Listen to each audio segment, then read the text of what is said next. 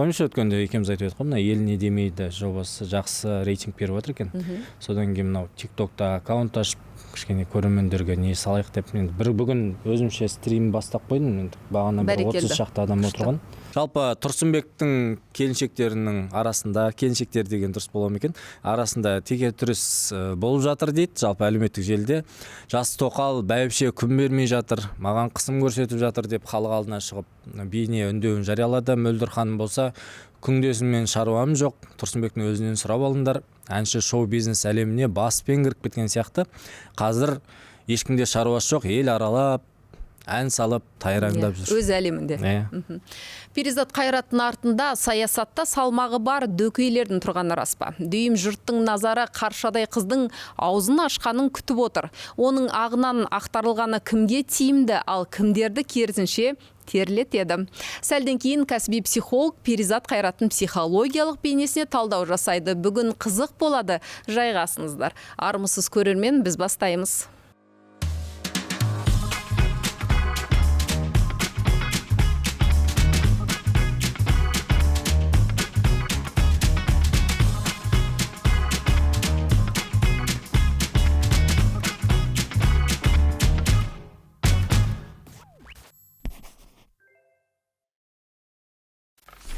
Әр нәрсенің енді өз реті болады ғой. Бұл жерде енді жарқырау үшін сыну керек болды деп күшті өзіне бір назарды аудартып алды.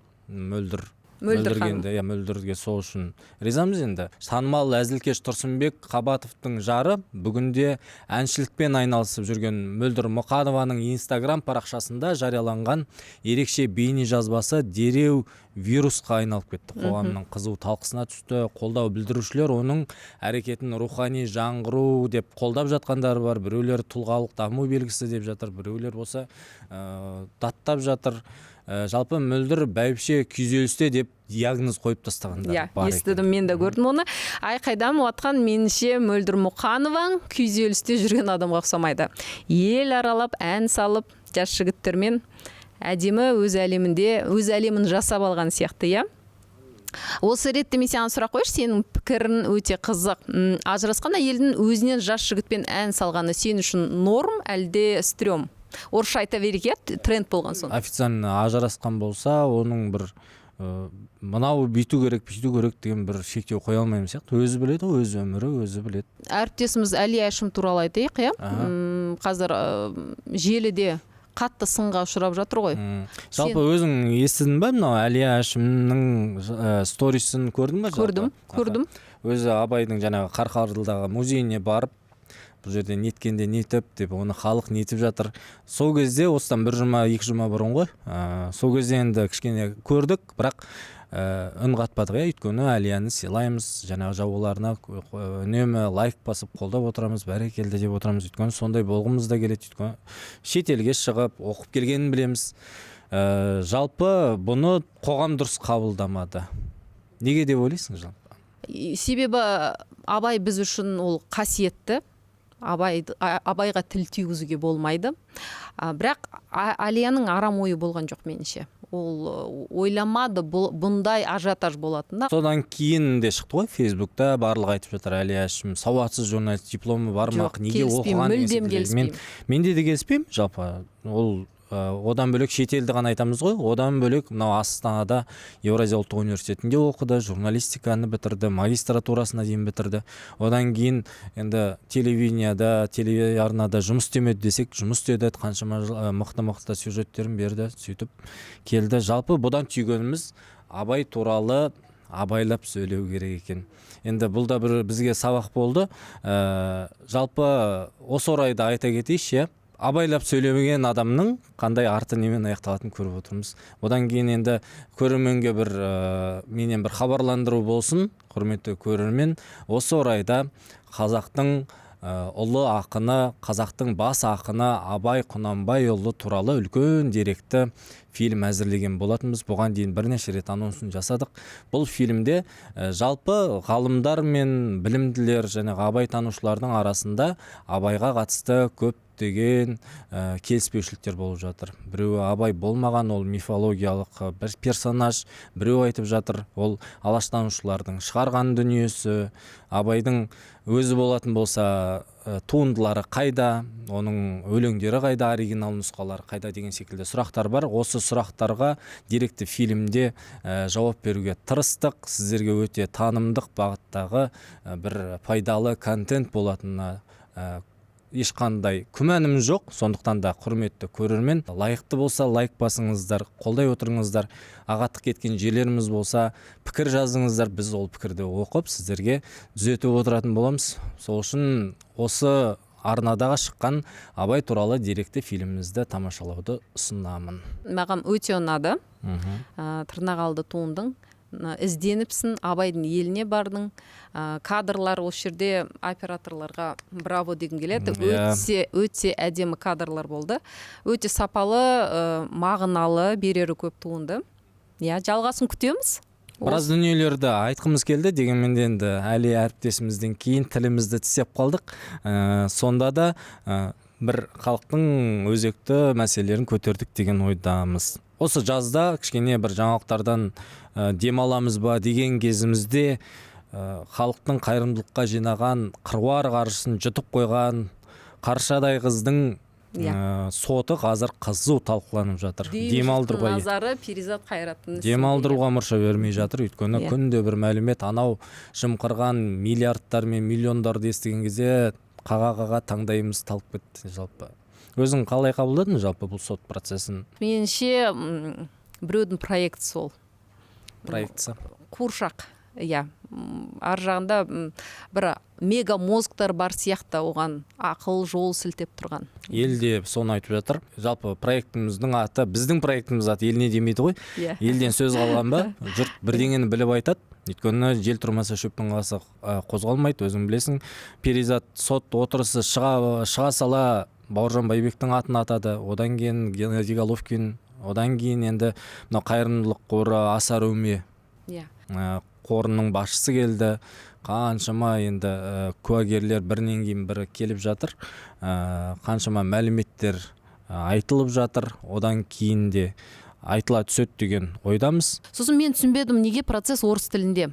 Себебі Перизаттың әлсіз тұсы сол екен. Ол өз ойын орыс тілінде жеткізе алмай жатыр, дұрыс сөйлей алмай жатыр. Ана тілінде сөйлесе, анағұрлым өзін қолдап, қорғап шығушы еді. Байқайсың ба, соңғы осы бір аптаның көлемінде Перизатқа қатысты түрлі ақпараттар шығып жатыр. Адамдар қорғаштай бастаған сияқты болып көрінді маған. Өйткені бірнеше жазбаларды көзім шалып қалды. Жаңағы Перизаттың жеткен жетістігін мақтап, оның қылығын, жаңағы сөйлеген сөздерін үлгі тұтқан біраз жазбаларды көрдім. Мен қолдаймын бұндай тактиканы, себебі бізде елімізде, жалпы әлемде кінәсіздік презумпциясы бар ғой. Яғни сот үкімі шықпайынша ол адам біз үшін кінәсіз, өзін қорғауға құқылы. Және қоғам жаппай таласа, ол демократияны білдірмейді ғой. Сондықтан екі пікір болу керек, екі жақта. Сен естідің ба жалпы, Перизат не мектеп бітірмеген, 9-шы сыныптан кейін оқуға түсіп кеткен. Мені қатты таңғалдырды. Сосын не жоғарғы білімі жоқ.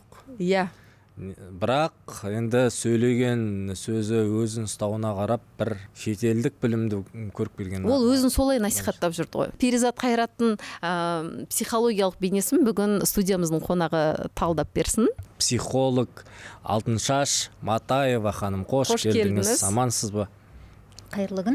Суретін көрген шығарсыз. Қазақтың әп-әдемі қуыршақтай қызы. Қазақтың қызы, әдемі қазақтың қызы. Енді соны бізге жақсылап талдап тарқатып берсеңіз. Ред флагтар міндетті түрде болады. Мысалы, бұл кісінің бір тақырыптан екінші тақырыпқа бірден ауысып кетуі сөйлеу барысында. Көзге қарамауы, өте көп мына жестикуляция дейді ғой. Өте көп жестикуляциясы бар, оның үстіне орынды көп ауыстырады, мазасыз. Соның барлығына сіз қарап тұрып, содан кейін сөзіне назар аудару керек. Ең бірінші, сөздің барысында әрине жүйесіздігі бар. Ойының жүйесіздігі. Соның өйткені бұлар тек қана демонстративті, олардың бойына истеричность деген, истероидность дейтін түрі де бар. Яғни бір түрлі бір сондай паникаға ұшырау ма, қорқыныш па, оның себептері көп болуы мүмкін. Үшеуміздің арамызда уатқан ғана Перизат Қайратпен тілдескен, көріскен. Сен қандай әсерде қалдың? Аңқылдақ қалған адамдар болады ғой, бір келген кезде бірден бір баура болатын адамдар болады, бір сөйлескен кезде бір кісі болып отырмайды, бірақ әңгімеге тарта кетеді. Танысын, танымасын, жаңағы бір үстінен қарап тұру деген секілді. Ондайды байқаған жоқпын былай енді. Мұндай үлкен қаражатты жалғыз өзі жымқырып кетті деген енді ойға. Сен де күмәнданасың. Мен де күмәнданамын енді. Перизат шыққаннан кейін, жаңағы халық алдына сот процесіне шыққан кезде белгілі бір шенеуніктердің аттарын атады. Жаңағы одан кейін стористарында біреулерден бір алтын, бағалы сыйлықтар алып атқан видеоларын көрсетіп жатыр бірінен кейін бірі. Жалпы бұндай қызға шенді, ақшасы бар, бай, үлкен ағаларымыз қызға ма жалпы? Психология тұрғыдан тартымды ма? Сексолог біздің кейіпкер, қонағымыз, соны біле жүріңіздер. Сексологиялық тұрғыда айтыңызшы, еліктіретін образы бар ма оның болмысында? Сіз көрдіңіз ғой. Қылықты қыз ба? Қылықты қыз деп айтуға болады, бірақ та қылықты әйел деп айтуға мен айта алмаймын. Неге? Әйел деген бұл ересек адам. Яғни қоғамға шығарда қандай не көрсеткісі келеді, қандай бағытта өз-өзін көрсеткісі келеді деген мәселе бойынша. Әйел азаматқа, енді соның ішінде біздің қазақ халқымыз бір ерекше көзқараста ғой, бұл дейтін нәзік болу керек, сабырлы болу керек, халқын ойлау керек, баласын ойлау керек, тағы бір көптеген сондай бар. Әрине ер азаматтар да дәл солай. Ондай жүк арқалап алған әйел сексуалды болмайды ғой. Бұл кісі Перизат ханым сәл кішкене өзіңізді жаңа көрсеткендей, мына иығы кішкене напряженный. Мен байқамадым. Өзі де жазды ғой, мен бүкірейіп жүремін, андай мама ұрсат маған, бүкірейіп жүресің сен деп. Кішкене мүмкін оның жаңағы психосоматика тұрғысында өзіне арқалай алмайтын жүкті арқалап алған, Мені барлығы аяйды. Яғни әр адамның сенімділігіне мен кіре аламын. Алтын шашқан, жаңа сіз айттыңыз ғой, бір толық емес отбасыдан шыққан секілді ғой. Бізде де толық мәліметті білмейміз, әкесі болған ба, болмаған ба, ол енді тағы шыға жатар. Бірақ енді бұның да бір әсері болуы мүмкін дедіңіз ғой.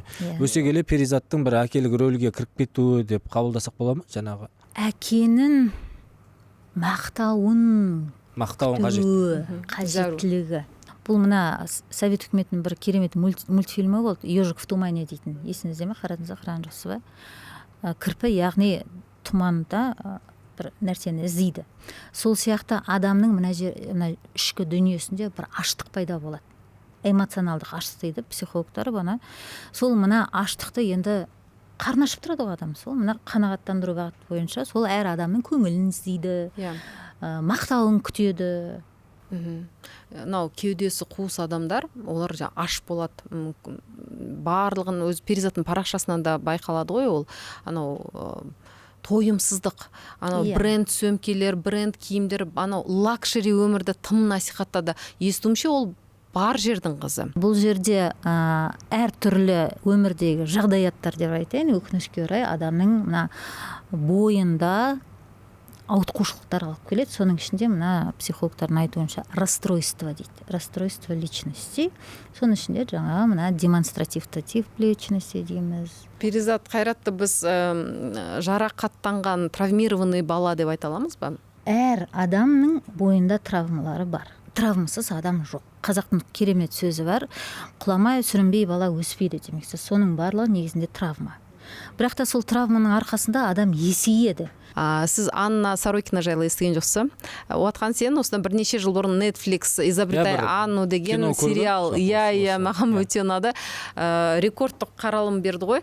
Перизат Қайраттың болмысы осы Анна Сорокинаға ұқсайды. Ол, яғни өзін қарапайым орыстың қарапайым отбасында өскен қыз, жоқшылық көріп өскен қыз Голливудқа барады, елді алда барып, Анна Дейли деген бүркеншік атпен, зиялы қауым ортасына кіріп кетеді. Солардың ақшасын алады, емденеді де, ол жазасын өтеп шықты.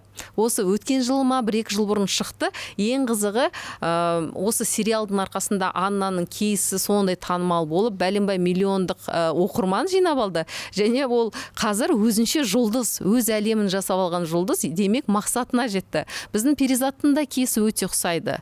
Екеуінің психотипі да ұқсайды, былай қараса, сондай сөп сүйкімді қыз, тіл тапқыш. Жоқ, бұл жерде ол басқаша болды. Анна Сорокина енді ол жерде байлардың ақшасын алады ғой. Иә, Робин Гуд. Қарапайым азаматтардың ақшасын алып тұр. Керісінше, иә. Керісінше. Басында бір аузыңыздан бір шыққан сөз болды. Біреудің проектісі сияқты деген. Балаңыз біреудің проектісі болмасын десеңіз, балаңызды өз тағдырының проектісіне бағыттаңыз деген келеді. Ол үшін енді адамның балаңыздың ойын қазірден бастап бақылағаныңыз жөн. Әдемі. Күшті. Рахмет. Рахмет сізге. Шығарып салайық сізді, рахмет. Көп. Айзада, мына енді сандарды сөйлетейікші, статистикаға сенетін болсақ, Қазақстанда қайырымдылықпен айналысатын 1353 қор бар екен. Мекеме жұмыс істейді, оның нақты 1108-інің лицензиясы бар, яғни ресми тіркеуден өткен деген сөз.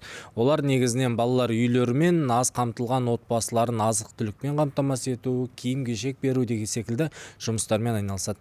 Соңғы кезде қайырымдылықты желеу етіп, қитұрқы әрекеттерін барған жерге бірнеше қор жабылып, ұйымдастырушылар істі болып жатыр. Ең шулы бірнешеуіне тоқталайыншы. Мына балалар құқықтарын бұзып, экстремизмге қатысы бар деген айып тағылған, құрамында 26 қор болған Жібек жолы ассоциациясы мен осы Перизат Қайрат жетекшілік еткен біз біргеміз Қазақстан 2030 қайырымдылық қоры деген екі оқиға еске түсті. 1353 қор дейсің, осылардың бірнешеуі ғана құлағымызда бар, қалғанын жұмысын білмейміз, зерттеу керек. Аңқау елге арамза молдалар табыла кетеді, өкінішті.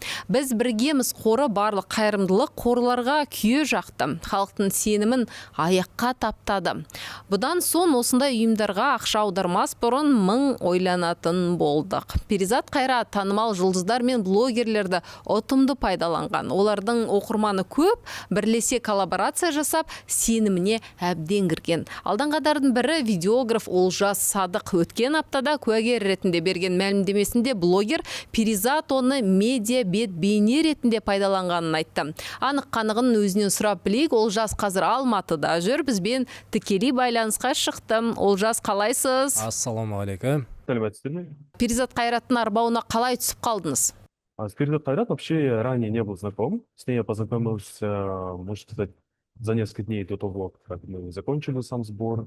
И когда мы произвели сам перевод, то на следующий день уже мы отправились в Перизат Қайрат в Абу-Даби на якобы посылку самой гуманитарной помощи.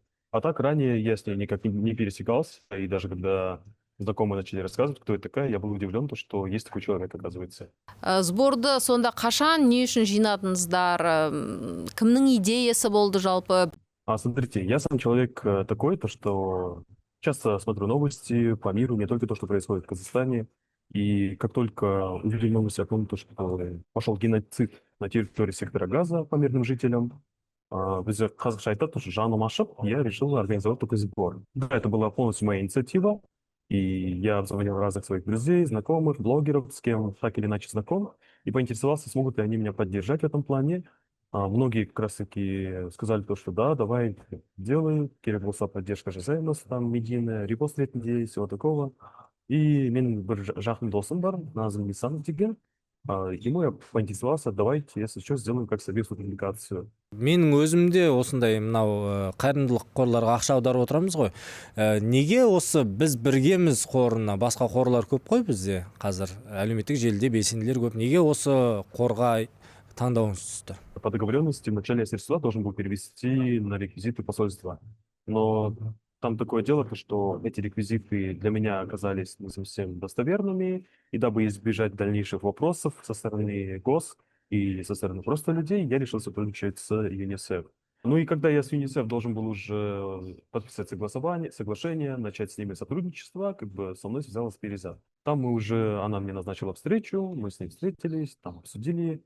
Деталей не могу я рассказывать, к сожалению, но тем самым мы с ней как раз и познакомились. Перизат Кайратты алгаш көргөн кезде кандай әсерде болдуңуз жалпы? Унадымы? Былай кыз ретинде, меніңше өте нәзік сұлу жанды қыз, ретинде, иә, иә. өте сымбатты. Ну, смотрите, с ней с момента первого созвона и нашей первой встречи прошло, на самом деле, совсем немного. Где-то 3-4 часа, возможно. Ну, если мне не изменяет память, мы с ней день в день познакомились, день в день созвонились и встретились. Там она мне показала просто-напросто то, что на ее странице происходило, показала свою активную деятельность. И, само собой, когда человек, так сказать, на тот момент, видите ли, мне 23 года, такая большая сумма лежит на моем личном счету Каспи. И так или иначе, вот, переживание, волнение, оно присутствует. И когда видишь, что человек сам выходит на связь и сам предлагает свою помощь, чтобы эти средства направить по прямому назначению, ну, тут уже тяжело как-то даже допустить эти мысли какие-то плохие. Думаю, то, что мы с человеком как будто бы должны быть одну цель выполнять. Это помощь людям. Но на тот момент и мне как будто бы этого показалось достаточно. Просто вот этих картинок, видео, которые были в Инстаграме. И просто, как сказать, слепо поверил тому, что человек может... Даже не думал, что человек может этими деньгами располагаться, распоряжаться по-другому. 83,5 миллион теңге қалай жиналды? А сбор производился просто посредством перевода на мой личный Каспий и на банк Таяп. И у меня вот тогда два банка было, это вот Каспий, банк Таяп, и люди просто по номеру телефона переводили эти средства. Когда отправляли, там кто-то писал сообщение, кто-то не писал сообщение. Да. Ну, разные комментарии были. Алла береке версин, Рахмет, Хайрандулка, сектору газа и тому подобное. Каждый раз интересовался, будет ли комиссия у фонда от этой суммы, которую я буду переводить, не будет ли комиссии. Ну, тогда Переза сказал то, что нет, ужас. В таких чрезвычайных ситуациях фонд не берет никакой комиссии. Все средства, которые вы переведете, они будут реализованы в помощь мирным людям сектора газа. А точнее, это мамам, детям, пожилым людям, просто мирным жителям. Олжас мырза, күмән қашан пайда болды? Не постыжусь этого сказать, но очень хорошо читаю людей. И на самом деле мои первые такие сомнения, первые такие вот мысли о том, что что-то может быть и так, появились еще после первого раза, как мы полетели в Эмираты. Ну, это вот было, вот сделал перевод, на следующий день мы полетели, тогда у меня закрылись кое-какие подозрения. Потому что для меня это очень было странно, что, ну, вы сами в курсе, то, что там отель сняли какой-то крутой. Я так подумал, а почему такой отель, почему не просто квартира или там, какой-нибудь обычный трехзвездочный. а, Просто в процессе общения. Но я также для себя думал, то, что, возможно, это просто мои личные какие-то, как сказать, то, что как будто я сам додумываю и решил подавлять просто вот эти лишние мысли. Но больше у меня сомнений появились во время паводков, потом, когда мы отправились в Китай, когда у меня все это время, я, так сказать, параллельно, так сказать, мои мысли о том, то, что что-то может быть не так, они сопровождали меня. Но я с этими мыслями делился с друзьями, там, с коллегами. И многие говорили то, что ужас, ты типа сам додумываешь, типа, что человек же нормальный, хороший же, он, видишь, как бы помогает, в инфу все выкладывает. И я тогда для себя ответил то, что ладно, возможно, так и есть, может, просто смолять дед, как бы, жму северик. Такой случай, как Перизат Хайрат, это не первый случай не только в Казахстане, но и по всему миру. Но это не означает то, что нужно ставить клеймо на благотворительность, то, что нет и точка. Вы сами понимаете, что у нас в Казахстане, что по миру. В каждой точке мира есть очень много людей, семей, которым нужна помощь. И без нашей помощи они просто-напросто не справятся. Отвечая на вопрос, буду ли я заниматься дальше благотворительностью или нет, однозначно да. И я для себя ставлю цель, то что, ну, это просто Алладан берген менің миссиям, то что маған, мен өзім как бы діндегі кісімін болғандықтан, Алла маған ризық бергендіктен, я как бы должен этим делиться и помогать людям. Бір сұхбатыңызда ЮНИСЕФке байланысқа шығып, гуманитарлық миссиямды аяқтаймын депсіз, демек халықтың алдында өзіңізді кінәлі санайсыз ғой, иә? Перед народом я не чувствую вины, потому что это же не я, так сказать, деньги не по назначению реализовал. Я чувствую вину только перед самим собой, то, что я не был настолько дотошным в плане нужных документов, предоставления доказывающих факторов. Как бы виню я только самого себя, что я как бы не оказал еще более детального углубленного изучения самого фонда Безбергемес. Олжас, сұхбатыңызға рахмет. Бұдан бұлай қайырымдылық қорларымен абай болыңыз. Құрметті көрермен, бүгінгі шығарылымнан не түйдіңіз? Жалпы қайырымдылық қорларына сенесіз бе енді? Сіздің пікіріңіз біз үшін маңызды. Айта кетейін, дәл осы арнада сіздерге қызықты және танымдық шығарылымдардың ағынын көбейтіп жатырмыз. Әр жексенбі сайын ел не демейді хабарын назарға ұстаңыздар. Айзада екеуміз аптада болған өзекті деген жаңалықтарды сіз боп, біз боп бәріміз талқылайтын боламыз. Лайықты деп тапсаңыздар, лайк басыңыздар, арнаға жазылып қоюды ұмытпаңыздар. Келесі жексенбіде тағы да сіздерге қызықты деген ақпараттарды жинақтайтын боламыз.